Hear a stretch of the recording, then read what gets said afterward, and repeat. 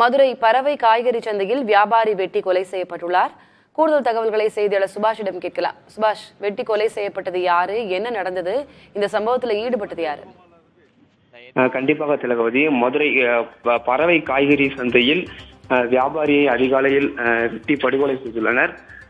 இது குறித்து மர்ம நபர்களை போலீசார் விரைந்து தேடி வருகின்றனர். மதுரை பறவை மார்க்கெட் விறுவிறுப்பாக அதிகாலையிலே ஒரு 500க்கும் மேற்பட்ட சந்தைகள் செயல்பட்டு வருகிறது. இங்க 1000க்கும் மேற்பட்ட வியாபாரிகள் நாள்தோறும் செல்வார்கள்.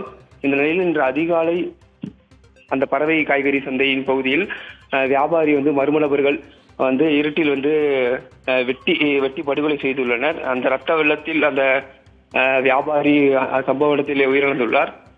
இது குறித்து கூடல்புதூர் காவல்துறையினர் தற்போது சம்பவ இடத்திற்கு வருகை தந்து உடலை கைப்பற்றி பிரேத பரிசோதனைக்காக அரசு ராஜாஜி மருத்துவமனைக்கு அனுப்பி வைக்கப்பட்டுள்ளனர்.